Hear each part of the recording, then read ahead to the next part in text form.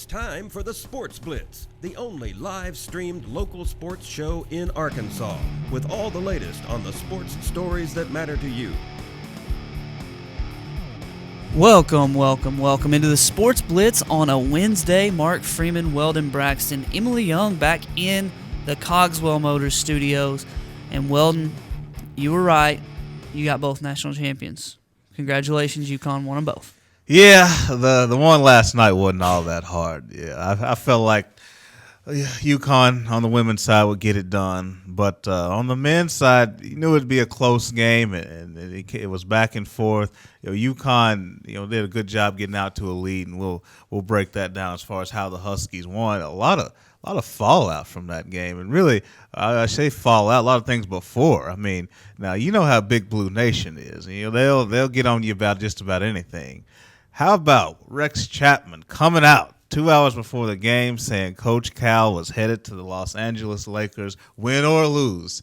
After the game, it's a done deal, Rex said. Now, Rex, former Kentucky player, Kentucky great, NBA, all that good stuff, lets this out right before the game. And I just mentioned Big Blue Nation. You know how they are. They'll blame you for it. Oh, he distracted the team, and that's why they lost, and they weren't focused because he put this erroneous report out. And what's wrong with Rex? He's one of us, and he just sabotaged our championship.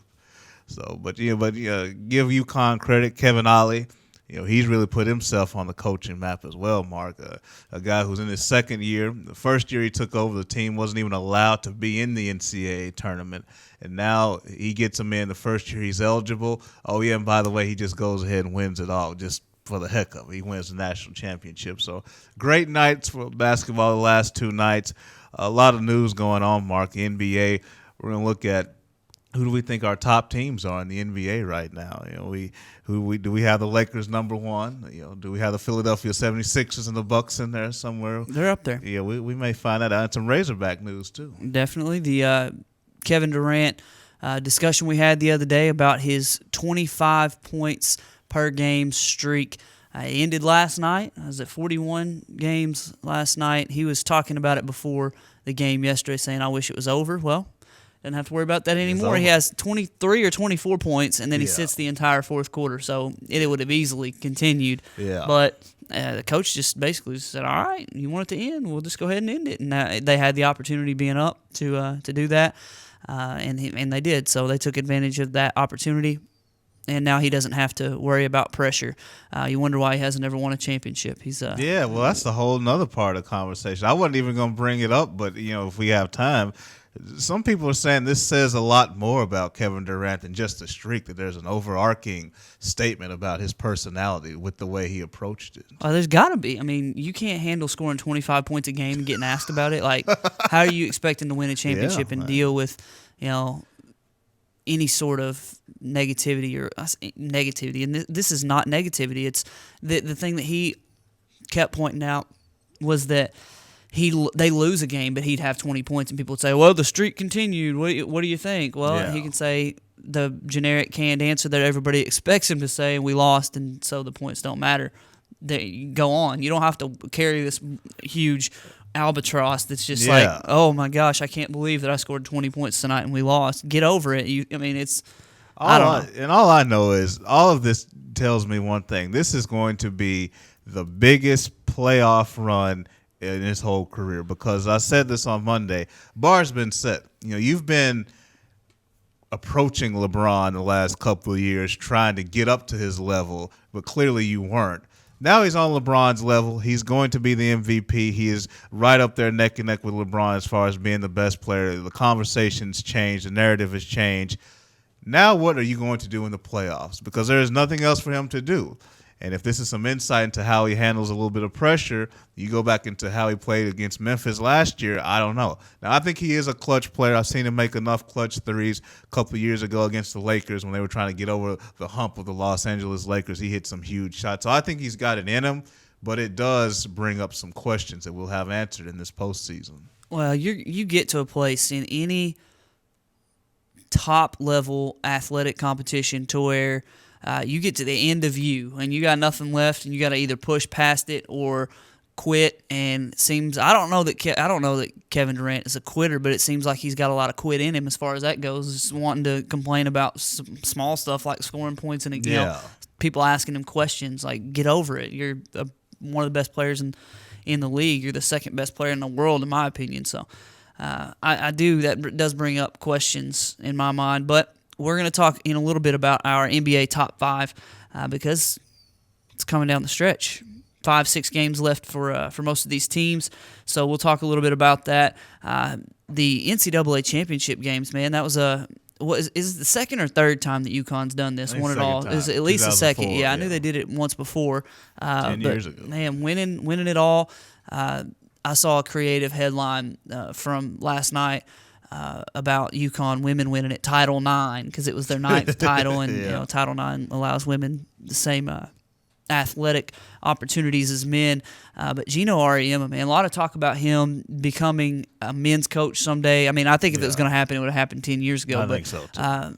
It's kind of intriguing to me to see whether or not, or to debate whether or not he could do it and get the job done at the college level as far as a men's coach goes. But there's very little debate about whether or not he's one of the best coaches of all time in the women's game. Yeah. And, man, he's just – I wanted to talk for a little bit about what in the world caused UConn to get so good. I mean, they've won, was this 4 championships in men's and 9 in women's? It's something crazy like that. And I was thinking ESPN in Bristol, just down the road from Stores. Does that have something to do with it? But I really just came back to the coaches and Jim Calhoun and Gino Auriemma able to get the Ray Allens and the Richard Hamiltons and the Mecca Okafers and Kemba Walker and now Shabazz Napier's there in the men's game, and then you got the Rebecca Lobos and the Maya Moores and the Brianna Stewarts in the women's game. They've just done an incredible job over the last couple decades there at UConn. Once you start something, and that's the hardest part, is getting something started, because you look at both of these programs, essentially they were nothing before they got there. That's the difference. Yeah, Roy Williams has done a great job, but you have Dean Smith, hovering over. And you look at the other programs, what Calipari has done, but obviously Patino and Rupp and a lot of people before him.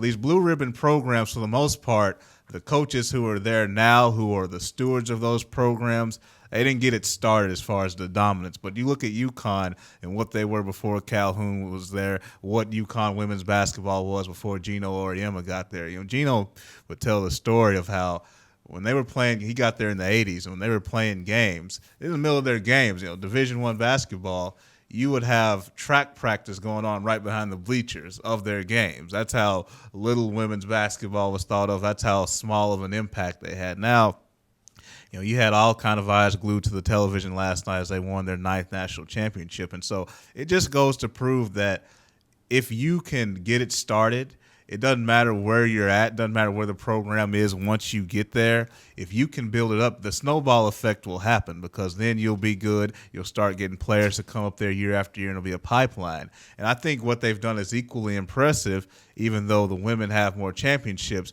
I mean, the men's game is too competitive to think the men can have 9 championships in that span of time. But, they've won 4, very impressive. The women's game is still catching up in terms of level of competition. Now, it's still impressive to be dominant, but the parity isn't quite what it is athletically in the women's game. It's getting better. On the men's side, for UConn to win 4 titles, they won one in 2011 as well. They're definitely one of the premier programs too. So it's impressive, and it starts with those coaches. Also, before we get to the NBA stuff here in a little bit, I don't mean to switch back and forth, but LeBron James got his dunk blocked at the buzzer last night by Plumlee from the New Jersey. Yep, I said it. Yeah. From the Nets, the Brooklyn Nets, who haven't been in New Jersey in a couple years, who swept the Heat 4 times. This year they met up 4 times. The Nets won the game twice. Dwayne Wade wasn't out there playing, including last night. But regardless, you're the defending champs. You should beat the Nets. But LeBron gets his block dunk last night. I want to.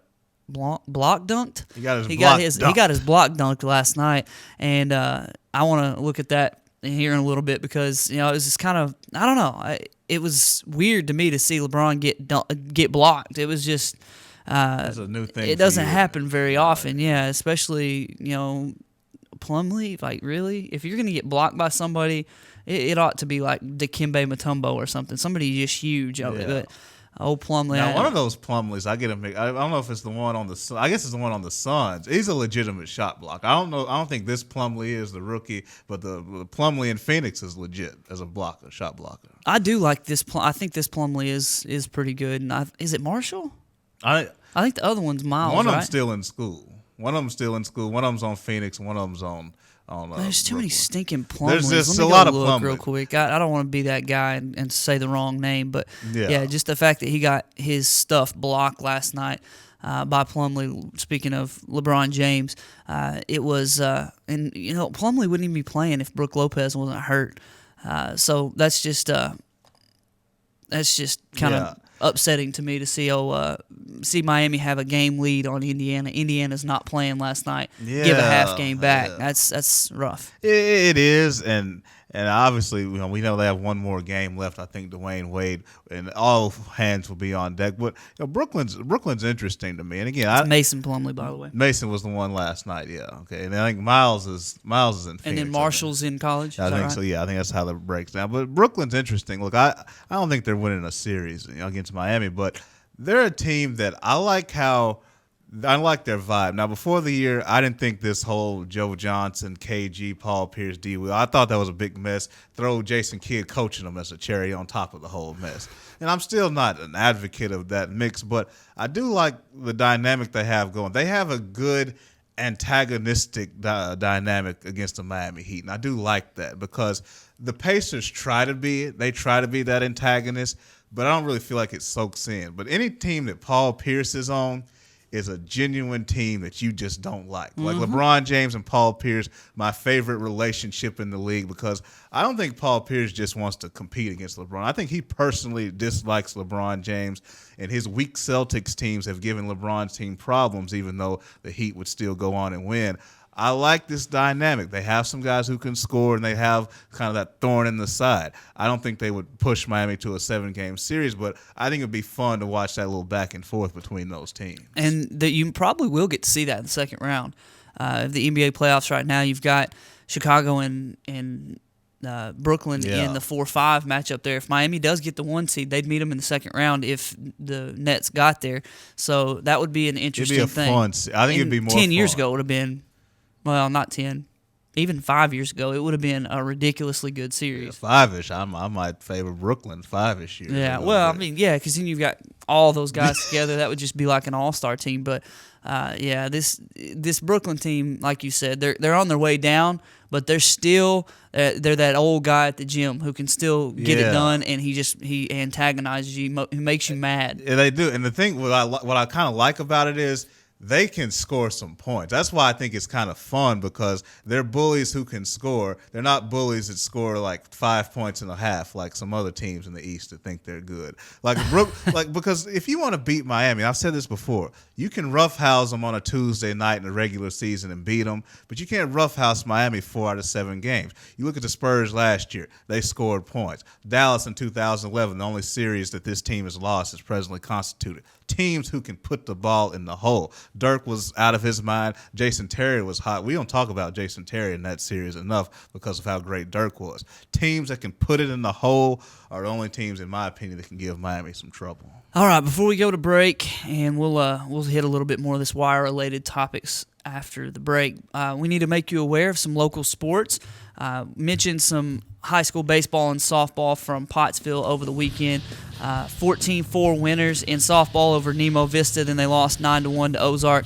And then the Hector baseball and softball team sent in some information. The baseball team won 14-0 over Marshall, and the softball team won 9-1 over Lamar. So saw spring sports in full swing, especially over there at Hector. They're just dominating everything. And we've got banquet information for you, the Brightest Stars banquet. We want to give you a little bit of breaking news on that right after the break.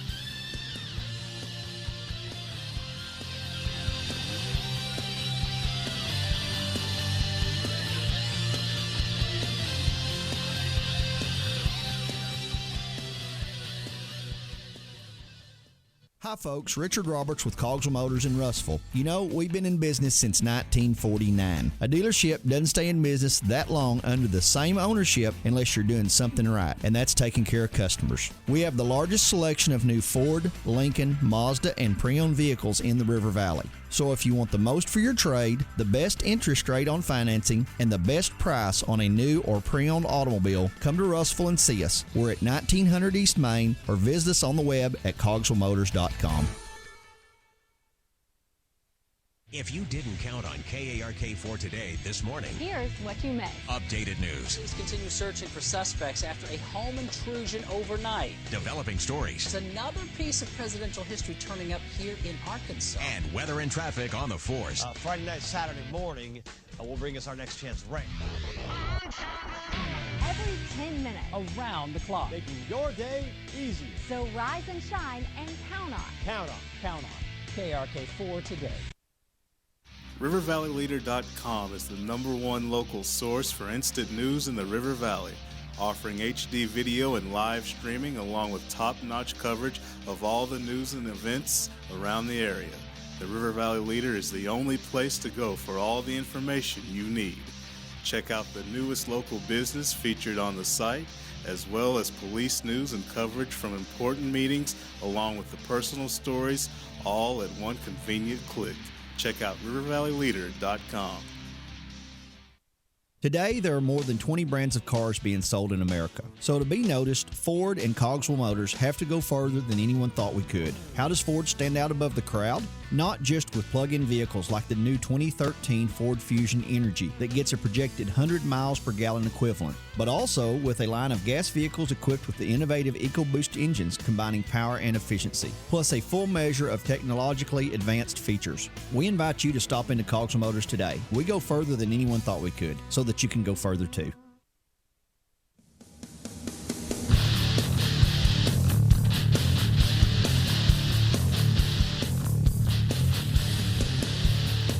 Welcome back to the Sports Blitz on a Wednesday. Mark Freeman, Weldon Braxton, and not Maddie Lassiter. Got Emily Young in the studio producing. We're in the Cogswell Motors studios.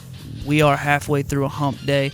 Almost halfway through a hump day. We're talking a little basketball heavy today with the national championship games taking place on Monday and Tuesday nights, and also some NBA as the season winds down and the playoffs take shape.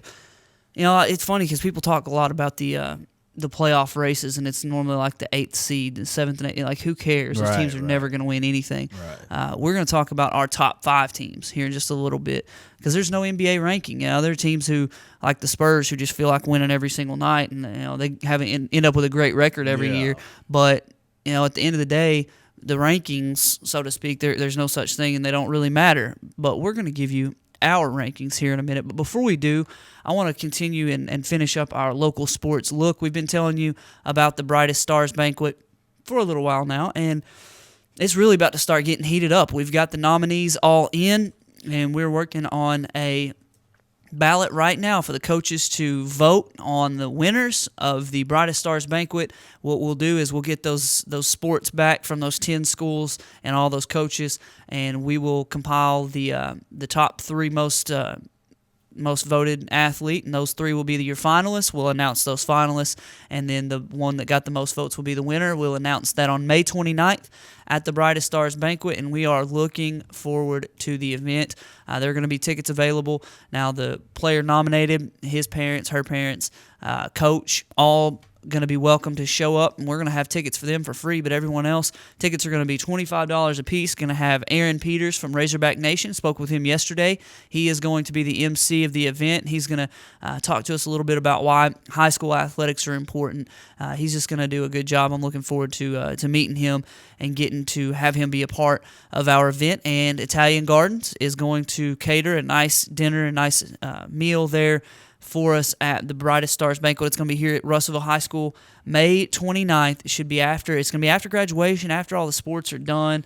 There's not going to be a whole lot that will be interfered with. Now that was the fear early on, and that's why we didn't have it earlier, because we didn't want to interfere with spring sports. We didn't want to interfere with graduation and those things. But it looks like it's going to be still in the middle of school, because obviously people are going into June because of all the weather. But it won't be interfering with actual seasons during the school year, so that should help. Yeah, and it'll be able to give you more of a comprehensive look at some of the spring sports, too. Now, the ballots have been turned in, so there are some sports that have been cut off, but they got cut off a lot later than what they would have. So it'll be a really, really neat opportunity. Aaron Peters, if you've seen him on Razorback Nation, you know he does a really, really good job. So that should tell you right there the caliber event. I mean, we didn't get Joe Blow from down the street to come up there and say, "Hey, everybody, here's the award." I mean, you got Aaron Peters. I mean, he's somebody who is recognized statewide. Italian Garden, so no, it's not somebody making hamburgers in their kitchen and serving food. Here you go. I mean, you got some catered foods. You have a really good MC, so that should tell you how the event is going to be, Mark. Got to give you credit. You've done a really good job getting this thing together. You got award sponsors. You've got everything set up. The venue is going to be right on point at Russellville High School. And as you said many times, it's not about it being a Russellville-centered event. It's just about that's a good common place for everybody to come from multiple directions. And so it's going to be a really good event. I was talking with a coach last night, a local coach, and he said, some of the coaches in the area dread these types of events because they can be so long and they can be so boring. And I'll just tell you, this is going to be an hour-and-a-half long event. We're going to feed you first. We're going to give you these awards quickly and concisely. It's going to be a nice time to honor these players. It's going to be a fun night to get together with people from the communities and the local schools. But we're not going to take your whole night. It's going to be about 6 to 7:30, maybe 8 at the very latest. And we're not going to keep you all night and make it something that's boring to you. We're going to make it worth your while. It's going to be fun. And while we're thinking about this, and while I'm talking about it, we've got the Coach of the Years. We had the Coach of the Year nominees, the finalists that are nailed down. We had the coaches send us in their nominees for Coach of the Year across all sports. They also sent us 3 athletes of their own, 3 players of their own that they wanted to nominate for Player of the Year in their sport. And how this is going to work, I've explained it before. We're going to send these ballots back to the coaches with all the players that have been nominated, and they can vote for one person, obviously somebody that's not from their team. And those 3, the 3 most votes will be the finalists, and then the one with the most votes will win. But the Coaches of the Year was a completely different deal. It's not just coaches in your own sport. It was just the coach you think did the best job overall. And to me, I think this shows a lot of respect from these coaches to vote on, coaches from across the way and in a different sport. And, I know this person did a good job, and this person brought a program from down here to up here. And we're very proud to announce today the finalists for Coach of the Year. Again, on May 29th, you'll be able to find out who won the award. I know, but you don't know. The finalists for the Coach of the Year, though, are Mark Taylor, football coach at Hector. We talked to him not too long ago here on the show. Did a very good job with the Hector Wildcats football program this year. The second finalist is Coach Josh Price, friend of the show as well, from Dardanelle. He is the head football coach with the Dardanelle Sand Lizards. Had a great season once again this year. And the third finalist is Chance Johnson, head girls basketball coach at Pottsville High School. He took his Pottsville Lady Apaches to a conference championship and did a very, very good job this year. All 3 of those coaches deserve the honor that they got. Now, I know, Weldon, I looked at the ballots and the nominees, and there were a lot of very deserving names that just got one vote to a few. And, I mean, there are a bunch of guys that were mentioned, and a bunch of guys mentioned several times, but these 3 rose above and were the highest vote getters in the Coach of the Year nominees. Yeah, all really good candidates, too, and you just look at what their teams were able to do. I'm a little biased. I got a little bias for Coach Price. He and I have talked a little bit about players and what he has coming in the next few years. So, Coach Price is a really big one for me. And obviously what Pottsville's done with the ladies basketball, really that tradition that they have going on there. And Hector football, Hector, feels like they rack up in every sport. I mean, they're just competitive in just about everything we talk about. And that's the thing, though. They bounced back in football. They were awful a couple years ago. Yeah, they do. And, I mean, they didn't even have a team several years ago.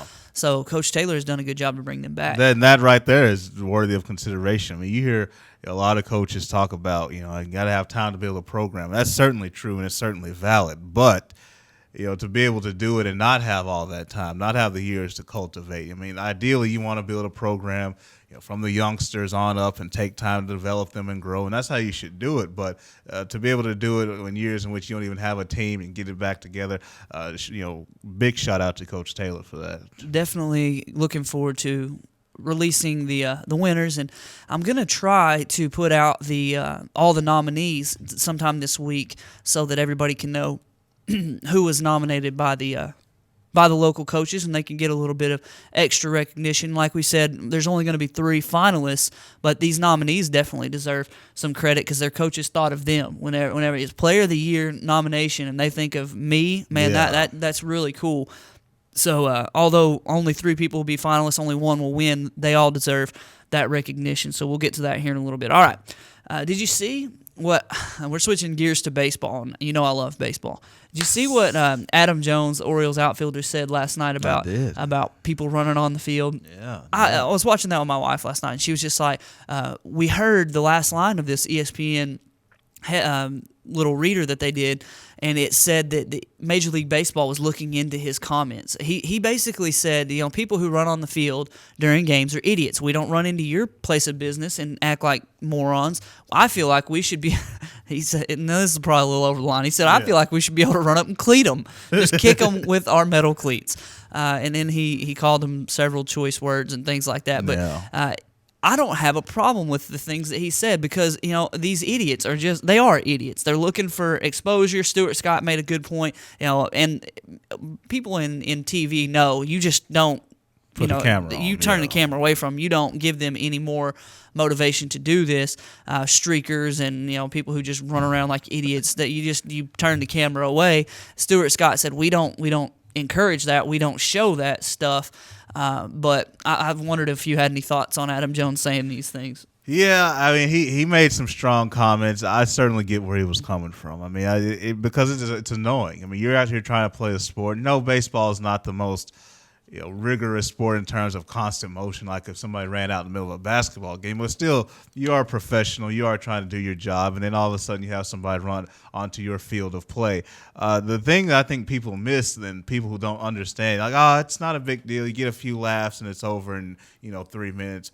Sure it is, but there's also that rogue fan who doesn't want to just be silly, but what if he's got a pocket knife and he's chasing players? I mean, so you just don't know when somebody jumps on the field. So, yeah, it's funny when a streaker comes out or some, drunk moron is running around. We laugh about it, but that's not always the case. You are open to somebody having a weapon or somebody attacking a player, and then it's not so funny. So I think there needs to be a stronger deterrent. I think Adam Jones, baseball will probably get on him because of what he said and their image and all that good stuff. They'll probably get on him. But I think they also need to look at the fact that maybe they need to be more stern. I know security is hard because you have a huge fence you have to police, and it's impossible. But still, you may want to look into the repercussions of these fans doing these Just things. give each player a nightstick to stick down their sock, and then whenever somebody comes out running on the field, they get to chase him down and just beat him. You wouldn't have any more streakers on the field. I've got 2 experiences with this in my life. No, never personally, but I was at Arkansas LSU game in Little Rock a couple years back. I think it was 2004. I'd have to check my math on when they played at Little Rock, but a girl, we were sitting here in the north end zone, and this girl comes running down the aisle, and she jumps, and she is butt naked, and she goes and running into and we're like, streaker, and it turned and looked. It was just the weirdest thing ever. It just happened like out of the corner of our eye. We turned and looked. She was good looking too. You don't see that. She must have been blitzed to do that. You'd have to be an idiot in November to be getting naked and jumping off and running and get arrested. Obviously, there's really very little way out. You jump onto a field and you run around and like you're not going to get caught. Yeah. And then second, I don't know if you were there, but at Arkansas Tech one day we were playing intramural flag football, and it was out here on the intramural fields across from Tech, next to Whataburger there, and somebody, it's a little bit less of a laughing subject if this person would have gotten away, but they were running from the cops in a car.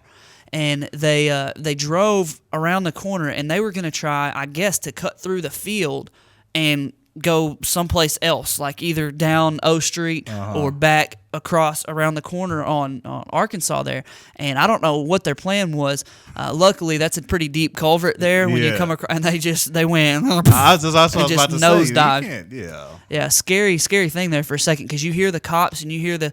I think he hit somebody, and that's what turned around to make us turn around and look. But we're standing there on the field, and there's a car coming like, at us, and he hit the culvert. It looked like he was going to ramp into the field, and we were all starting to spread, and then he just like nosedive into the culvert. Wow, it's pretty scary. Wow, yeah, wow, yeah. But it's funny now that you think about it. It's just like, what was that idiot thinking? He was not going to get into the field. He would have had to have been Dukes of Hazzard, nice long high ramp there to get over. General Lee to get up. Yeah. Well, anyway, those are our two stories, and I wish I had a nightstick for that guy. Just go over there and help the cops out a little bit. But all right, real quickly before we hit the break, we talked NBA earlier on. Top 5 teams. Right now, we can do this one of two ways. We can do this like we did our college football power rankings, right? Or we can just do the 5 best teams. I'm going with the 5 best teams because power rankings. What have you done for me lately? The Spurs would win it every time. Well, and that's another thing. Like in the NBA, it's not a week by week thing. It's like a day by day thing. Right. And the team may try to win today and not tomorrow. And it's just like So I'm going with the best 5 teams. I've got. Probably a little different order than what you have, but I wouldn't be surprised if we're the same. Number 5, I've got the Clippers. Number 4, I've got the Pacers. They've fallen off quite a bit. Number 3, I've got the Spurs. Only reason I don't have the Spurs at number 2 is because the Thunder have beaten them every time they've played them, and I've got the Thunder number 2. And until you knock the Heat off that perch, the 2-time defending champion, resting Dwayne Wade whenever they feel the need, still got the number 1 seed in the East.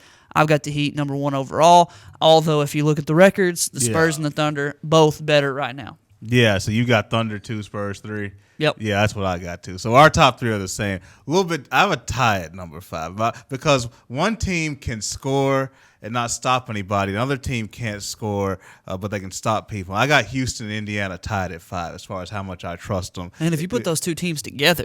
I would probably give Indiana an edge just because defense a little bit. Houston, they can't stop a call. They can't stop. They don't anything. even care. That's the most annoying thing. I mean, they gave up 120 to the Lakers and still won by 25 last night. They just flat out don't care. So I got a 5A, 5B Pacers, Rockets. 4, I'm gonna go with the Los Angeles Clippers. This is now a legitimate, well-rounded basketball team. You have a superstar point guard. Blake Griffin's now a more well-rounded player. DeAndre Jordan's not quite as awful from the free throw line. We know he's an athletic presence. And now you have some shooters that you can kind of trust with J.J. Redick. I like Collison. This is more of a well-rounded team. And then our top 3 are the same: Spurs 3, Thunder 2, and Heat 1. So. All right, we got to hit a break. Before I'm out of here, I forgot to mention in our local sports look that I got an email from Russellville. Thank you to the parents who sent that along. I'm trying to think of the name. I think it was Barker, Mrs. Barker, if I'm not mistaken, who sent me along the email. Russellville Monday night got a 7-1 baseball win over Valonia. They had soccer losses last night, but you've got baseball and softball that were rescheduled in Greenwood because of all the rain. So thank you for sending that email. Russellville 7-1 win over Valonia. You say you were out of here? I thought you said you were out of here, like you were about to leave. I might be. Who knows? Are you? No, I don't know. I don't know what I said just then. No, that's insane. You're just going to leave. All right. Weldon's got this by himself. We got to hit a break. We've got plenty of stuff. Well, I think I said out of here for the break. Oh, okay. I got you. Yeah, we'll be back. We've got half a show left. I'm not leaving to go anywhere.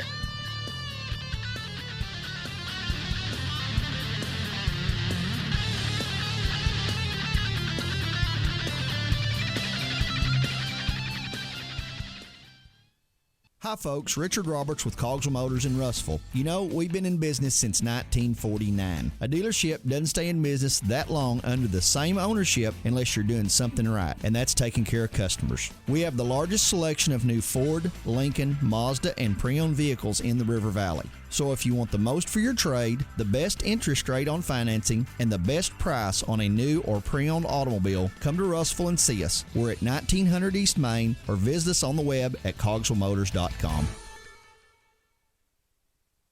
If you didn't count on KARK4 today this morning, Here's what you missed. updated news, Police continue searching for suspects after a home intrusion overnight. developing stories, There's another piece of presidential history turning up here in Arkansas. and weather and traffic on the 4s. Friday night, Saturday morning will bring us our next chance of rain. every 10 minutes. Around the clock. Making your day easier. So rise and shine and count on. Count on. Count on KRK4 today. RiverValleyLeader.com is the #1 local source for instant news in the River Valley, offering HD video and live streaming along with top-notch coverage of all the news and events around the area. The River Valley Leader is the only place to go for all the information you need. Check out the newest local business featured on the site, as well as police news and coverage from important meetings, along with the personal stories, all at one convenient click. Check out RiverValleyLeader.com. Today, there are more than 20 brands of cars being sold in America. So to be noticed, Ford and Cogswell Motors have to go further than anyone thought we could. How does Ford stand out above the crowd? Not just with plug-in vehicles like the new 2013 Ford Fusion Energy that gets a projected 100 miles per gallon equivalent, but also with a line of gas vehicles equipped with the innovative EcoBoost engines combining power and efficiency, plus a full measure of technologically advanced features. We invite you to stop into Cogswell Motors today. We go further than anyone thought we could, so that you can go further too.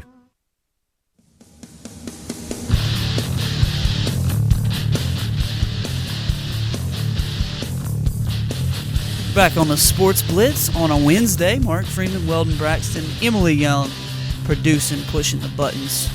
Hope Maddie gets better soon. He's on day 6 of this sickness. He's down with the sickness, as they would say. Yeah. I've never heard that song. Yeah, I know that song. Well, there he's down. He's versatile. a cultured. I'm versatile. He's awesome. I'm the Lamar Odom of life.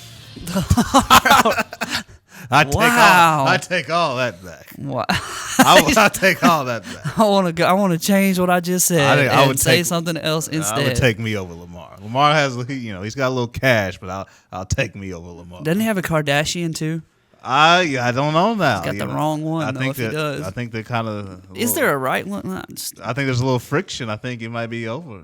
Oh darn! Didn't you see that one lasting 50 years? I just couldn't. I can't see how anything other than love, happiness, and success can come from reality TV star and an NBA player. That's just that's frustrating. All right, we were talking about the NBA before the break, and you mentioned Rex Chapman talking about Coach Calipari going from Kentucky to the Los Angeles Lakers being a done deal. Here's one thing you should understand: like there are certain sources that are credible, and then certain sources you should probably think, nah, I don't know. Yeah. If the Onion says it, just don't believe it. It's a joke. If the Rock City Times says it, it's a joke. Don't believe it. But other people like Rex Chapman, have you ever heard any breaking news from Rex Chapman? No. Then you should probably kind of ease up on believing that for a little while. Well, it brought up the discussion though. The Lakers, Mike D'Antoni sucks. Okay, we'll just tell it like it is. What? He's a horrible coach. We've said it a million times. His system, okay, it was good when you had Amari and Steve Nash, and it was pretty much crappy every other year when you didn't have those guys. So he needs to go. That's just, if I'm Kobe Bryant, I'm saying, look, I'm making $30 million a year. This is the tail end of my career. I don't want a crappy coach. Get me somebody who knows what they're doing. Would you rather have Kevin Ollie, the UConn coach, or John Calipari? It's an interesting question because really, John Calipari, as far as his career goes, has probably proven more. As far as, they both won a national championship. Obviously, Kevin Ollie won his a couple days ago. John Calipari's done this over the course of a long career, but Kevin Ollie's a former NBA player. Right. He's got that attitude. He's got that professionalism. He's got that NBA sort of mold to him, and I would have a hard time not just taking him for all those built-in advantages, not to mention the fact that he's way younger, and John Calipari is a slime ball. This is not even close. For NBA, I'm taking Kevin Ollie. Well, here's John Calipari. John Calipari is one of the most naturally talented individuals I've seen in sports. I know that's a big statement, but he is a really gifted person. You can question his coaching, you can question whether he's a slime ball or not. I'm not here to defend that, but just the ability to talk and get his point across and to convey things, just a naturally talented individual. We know, we go back to biblical times, there's a lot of talented individuals that may not be the best of individuals, but they are naturally gifted. And Cal, look, nobody can talk better than John Calipari. period. He is a fascinating figure. His coaching, though, and the way he coaches, way too emotional for the pro game. I mean, it's like, oh no, we lost by 5 to the Bobcats, and I just, we blame the players. Yeah, he'd be like, I'm a genius. He'd sit there and be like, well, what happened is Pau Gasol tried to set a screen, and we had it for Kobe, and we weren't able to do that. We tried to put him in position, and it wasn't. He's gonna talk his way out of making himself look bad. That's just what Cal does over 82 games. Look, he did a pretty good job with New Jersey. First year, was kind of a build year. Made the playoffs. They were a pesky 8 seed to Michael Jordan's Bulls, but ultimately got fired in year 3. I think he needs to stay in college basketball where he can motivate these kids the way he seems to be able to motivate them, the way he's able to get them on campus and to play for him. And because everybody loves John Calipari who plays for him, he needs to stay there. Kevin Ollie, to your point, I think Kevin Ollie can be an NBA coach. Yes, he is animated, but he's also, like you said, he's professional. You have to be a level-headed person to coach in the pros. You can't talk to people like, they're rag dolls, like you can't like they're some of these beneath college you. kids. I mean, Nick Saban, Bobby Petrino, I think they kind of found that out. Like, I can't call these kids, these men, every name in the book like I could, these 18-year-olds. And they realized they went back to college. I think Kevin Ollie, though, he has a measured, really sound approach to things, and I think he's a cool customer. Yeah, I'm taking Ollie, NBA. Were you going with the talented biblical reference? Was that a King Saul reference there? Was that where you were going? Well, I was actually going somewhere else a little bit. Okay. Well, I didn't know. I thought. I could have went Saul. I was kind of go. I don't want to. I don't want to be on record. I'm comparing John Calipari to somebody who was really talented, but then kind of got a little bit too big for themselves and got. You kind of see where I'm going. I see where you're going there. I see. I really just, talented. Okay, I got you. All right. Calipari to me, I mentioned he's a slime ball. He's been in the Final Four how many times? And how many of those count still? Like right now, he's a great recruiter. He's one of the best recruiters ever because he can speak. Man, he's very. I found myself, and I don't like the guy, but I found myself watching the Kentucky ESPN show where they were talking about the season and all that. I guess it was last year. I don't even think it was this year's season. And I got to where I was like, man, how could you not go play for that guy? But he gets the best recruiting class in recorded history and gets them all the way to the finals. So he is made for the college game. And he just knows how to sell it. I like the quote he said, I think it was during that series where he's like, I don't know, am I coaching basketball or if I'm helping families now? I don't know what I'm doing. And they asked him about, being at Kentucky, and he's like, I love now that I'm at a school to where I can help more kids than I've ever helped.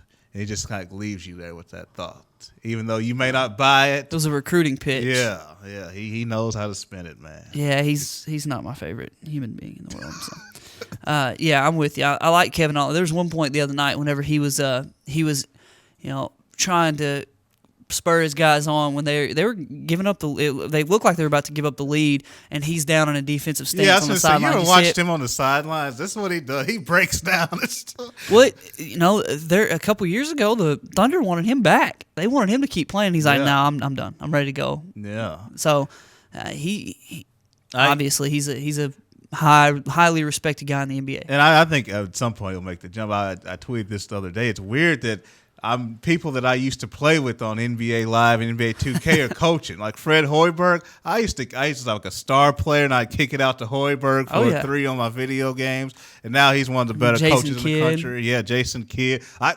brought the NBA 2K last year. Jason Kidd's still on that game on last year's game. So it's just crazy watching these guys coaching now. Yeah, it is a little weird. And Jason Kidd has come a long way. There for a couple weeks, it was they need to get rid of him, and now it's just like, well, he's kind of settling in a little bit. I don't Frank and that mess. And I don't mind Jason Kidd, the coach. I don't know how he would deal. I couldn't deal with all those players that he's got to deal with. Paul Pierce would make that one smirk at me one more. I just nope, you're done. I'm gonna pimp slap you right here in front of everybody, and then run. You ain't gonna catch me. Anyway, all right, we got to hit a break. We've just gone off the rails there. I'm talking about pimp slapping, folks. We've got Razorback spring practice information. Got we talked about the 11 sacks that the offense gave up the other day. We wondered if it was a good thing for the defense, a bad thing for the offense. Jim Chaney sort of started spreading the blame a little bit, and Sam Pittman had an answer. He basically told folks what he thought as far as where the sacks came from and why he wasn't having it. He said that there were some issues on the offensive line that he didn't really like. So we'll dig into some Hog spring football practice stuff right after the break, and maybe some basketball too. Got a couple of Hog basketball. Yeah, D. Wagner not going to be here anymore. So Kiko, the first pro. The pro. Well, if you haven't heard this is good news. You'll hear about that right after this break.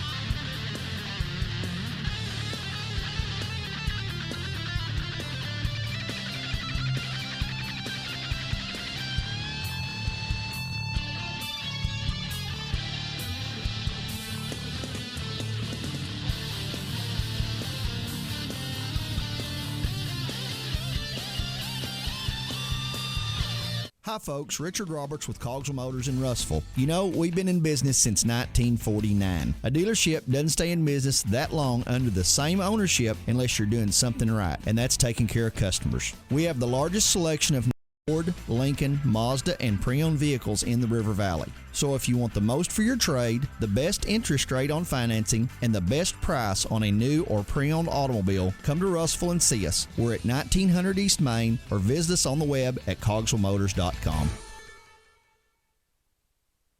If you didn't count on KARK4 today this morning, Here's what you missed. updated news, Police continue searching for suspects after a home intrusion overnight. developing stories, There's another piece of presidential history turning up here in Arkansas. and weather and traffic on the force. Friday night, Saturday morning will bring us our next chance of rain. Every 10 minutes. Around the clock. Making your day easier. So rise and shine and count on. Count on. Count on KRK4 today. RiverValleyLeader.com is the #1 local source for instant news in the River Valley, offering HD video and live streaming along with top-notch coverage of all the news and events around the area. The River Valley Leader is the only place to go.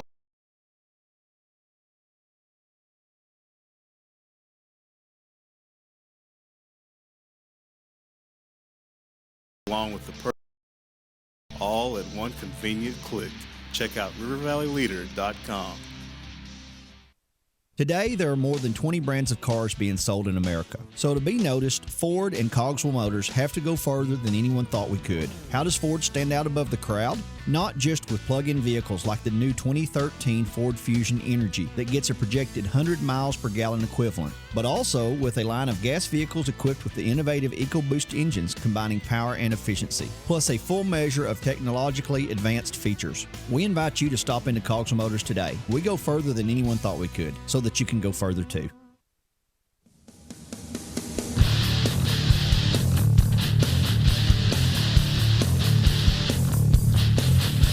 Final segment of the Sports Blitz on a Wednesday. Mark Freeman, Weldon Braxton, Emily Young in the Cogswell Motors studios. And we're joined now on the line by Mr. Old School Baller. Wants to talk a little John Calipari.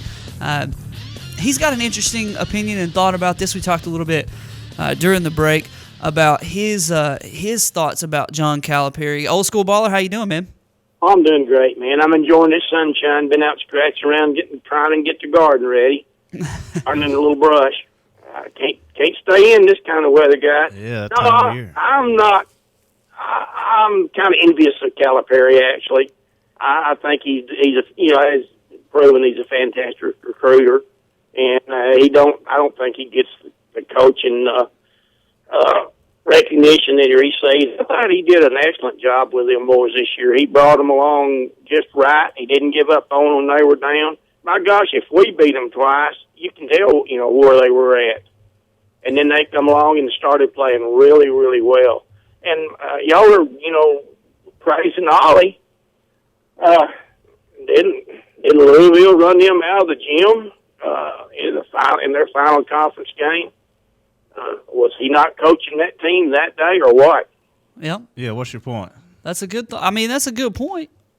I'm just saying anything can happen. Anything goes. If Kentucky would have hit their free throws, it would have been a different. You're looking at Wildcat national championship, but they didn't, and UConn can. Everybody's saying, "Oh, clock management. Calipari don't know how to use a clock." I would have done the same thing. You don't foul them boys. You got to let that clock run and hope for a miss or steal or whatever. Them boys knows how to shoot free throws, and they do. Yeah, they did. They made every one they shot the other night. I think Old School Baller, the point that Weldon and I were making was that John Calipari, although he probably is the better college coach, Kevin Ollie is a better fit for an NBA system as far as when we were talking about the Lakers. Yeah. I don't think anybody in their right mind would take Kevin Ollie over John Calipari as a college coach, just as far as building a program and going from year to year. He's proven that he's able, especially with his recruiting ability, to do something that nobody's really done consistently. Now, you've had the Fab Five in Michigan back in the day, and they never won anything. You know, they and really their stuff is just about like Calipari's old stuff. It didn't exist, but they did it for a short amount of time, and he's now done it twice to where he, you know, rather than, we were talking in the break, Kentucky does something completely different than what Kansas and Duke and North Carolina do. They get these one and done players who are transcendent NBA, you know, ready, one and done, gonna go type players, and they pepper them in with a senior-laden team or a team that's got a good mix of players, and they win that way. And Kentucky's done the exact opposite. They've said, all right, you come on over here when, you know, you've got 4 or 5 great high school players, and you guys be the next generation of freshmen who go help us win it. And, you know, they've won it once and been right there in the finals again. So what I think Kentucky and Calipari have done, Old School Baller, is something that's different than anybody's ever done. Well, you know, you got to understand, he gets a lot of, high-powered, high-profile players in there that have excelled on their high school teams. I mean, they've been the star with not much help. But he unites them. He combines them with the rest of the good, high-powered recruits he gets, and he makes a team out of them. And that's what I respect out of Calipari. And listen, on this pro opposed to college level, can y'all name me 3 good coaches that have excelled in both levels? Larry Brown. It takes a different cat to coach NBA than it does. That's what we're saying. No, you're definitely right. I mean, that's just my opinion. Yeah, to me, look, here's the thing with Calipari. This is why he draws criticism, because everything you said about him is right, both of you. But here's the thing. Here's a guy in mid-season, if we want to go back and talk what happened during the season. When his team was being touted as the #1 team in the country, greatest recruiting class ever, he was getting on media people, oh, you're hyping my team up too much. You know, we still have to learn. We still have work to do. When his team was going through a losing streak, losing to South Carolina and Arkansas, and then all of a sudden it was, oh, you're too hard on my team. You're too hard on my team. So you can't really ever get a feel for him. His post-game the other night, what did he say 5 or 6 times?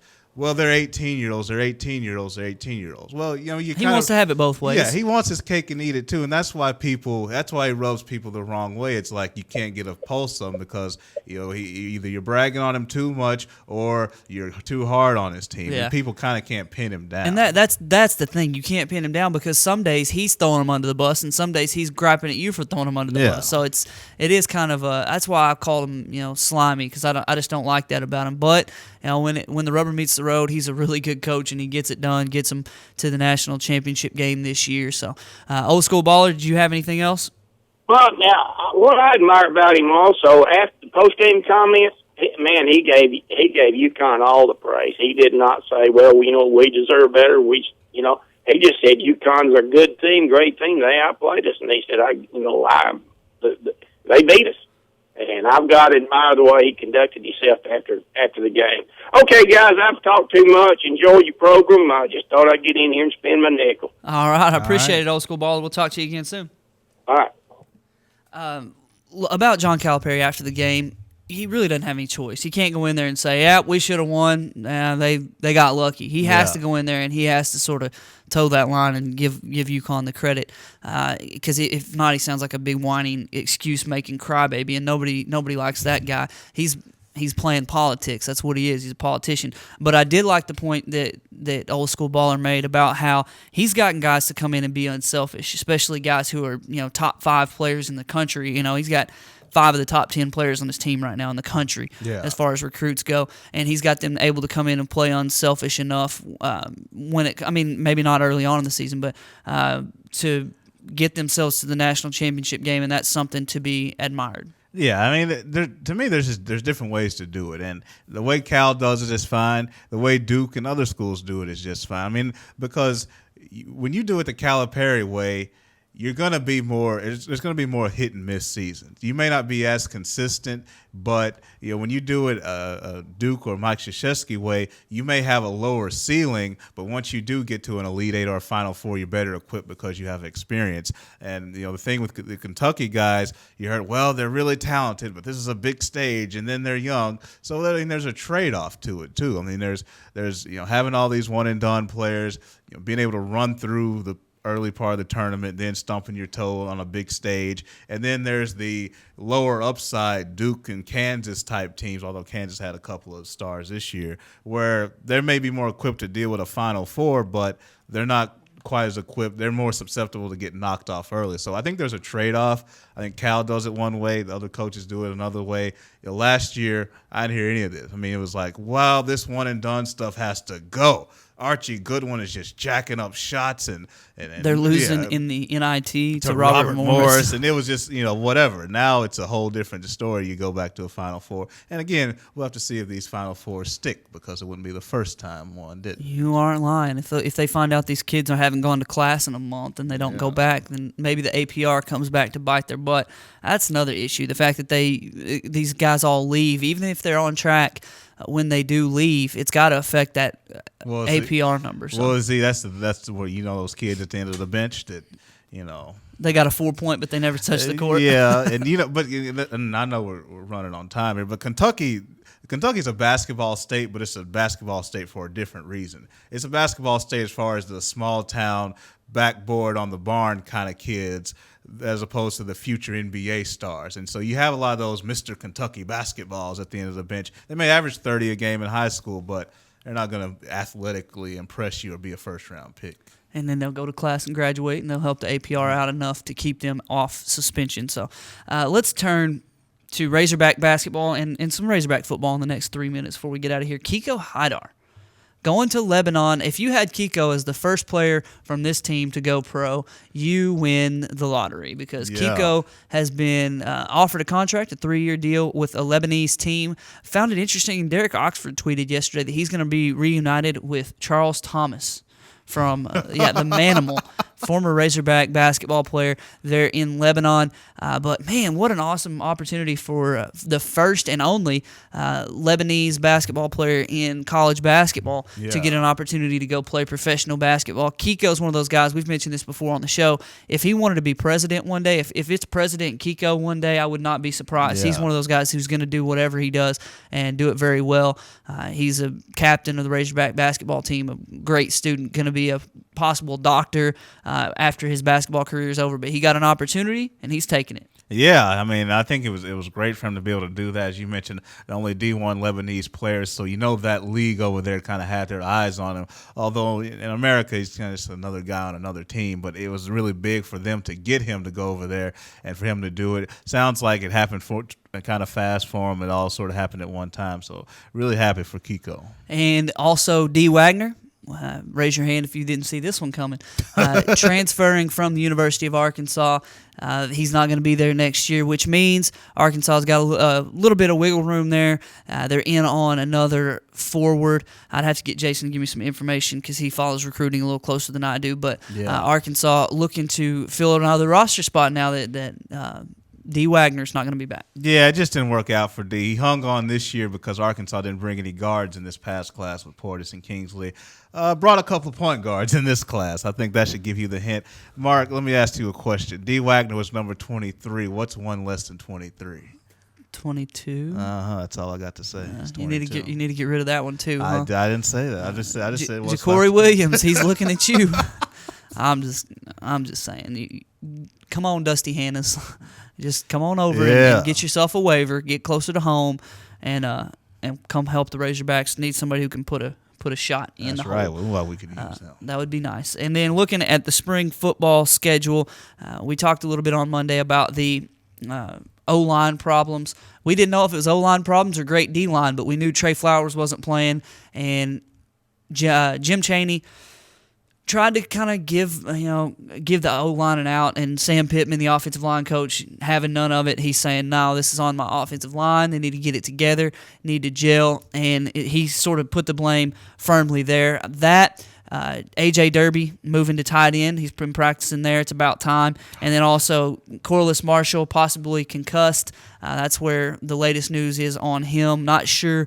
Haven't been able to confirm that, but that's the latest rumor so far about Corliss Marshall, who's not practicing right now. Spring football in full bloom. Yeah, spring football, with Corliss Marshall, you want to be sensitive with that concussion, but sounds like he'll be good. You got to be excited about the depth in the backfield. The offensive line, I trust Coach Pittman. I trust the talent that they have. I think they'll get it together, too. So we'll see how spring unfolds. Baseball team dropped one to UNLV last night. They'll try to get it back today with the second of the 2 games set against UNLV. And we'll give a shout-out to Dirk for passing Oscar Robertson on the all-time scoring list. Dirk Nowitzki now in 10th. I don't like Dirk Nowitzki. Oh. He beat the Heat. Oh, yeah, that's right. Yeah. All right, before we get out of here, the player that we were just mentioning, Arkansas being in on, Shane Henry, 6'8" forward, class of 2014 from Georgia Perimeter Junior College. He's down to Arkansas and Virginia Tech. He's going to make his decision pretty quickly, and Arkansas could possibly have another tweener, sort of. He's not if he can put it in the basket and guard somebody, I'm good. Really that's all I care. Just what's his just name? Fit the system. I wish you'd. Shane Henry. Shane, come on. You don't want to play for Buzz Williams. He left Marquette. He went down there. It's going to take him a while. Come to Arkansas. Exactly. You got to come on and understand that we're ripe, and he's going to have to take a couple years. You've only got a couple years, so come on over here and join up with this Bobby Portis and Moses Kingsley and those guys, and let's get something done here in the near future. All right, we got to get out of here. We have gone overtime. Appreciate you enduring us today here on the Sports Blitz. We'll be back on Wednesday for Weldon and Emily, hoping Maddie gets well soon. We'll see you on Friday at 11 o'clock with more Sports Blitz.